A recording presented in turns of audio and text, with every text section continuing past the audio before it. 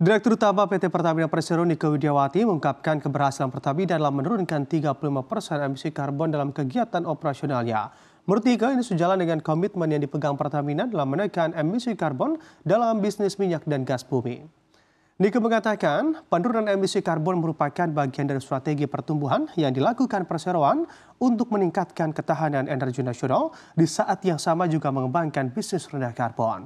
Tidak hanya meminimalisir emisi karbon, namun Pertamina juga melakukan pembenahan infrastruktur energi dan dirinya mengakui bidang infrastruktur menjadi tantangan besar, terutama di area Indonesia bagian timur. Nike menyebutkan sarana prasarana seperti terminal LNG, jaringan pipa, hingga jaringan pipa virtual perlu diperbanyak demi pemerataan energi di seluruh Nusantara. Strategi kedua yang menurutnya harus dijalankan bersamaan juga yakni mengembangkan produk energi yang rendah emisi karbon seperti energi dari panas bumi contohnya, dan menurut Nike, Indonesia merupakan negara dengan sumber daya panas bumi terbesar kedua di dunia. Meski demikian, Indonesia baru memanfaatkan 10% dari panas bumi.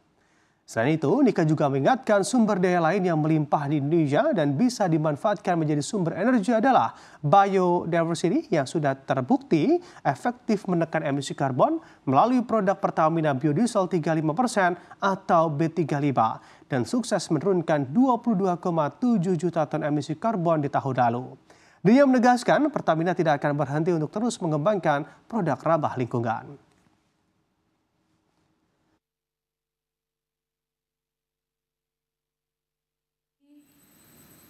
Have several initiatives to reduce the carbon emission, to increase the energy efficiency from all our operation.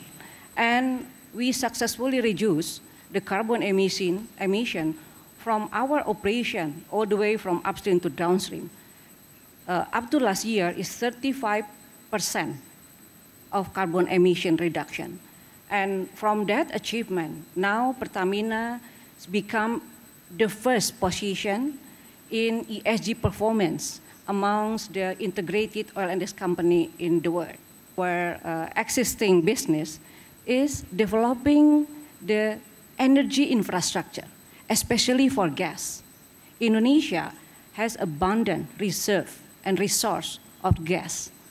But the most challenging part now is infrastructure, especially for the eastern part of Indonesia.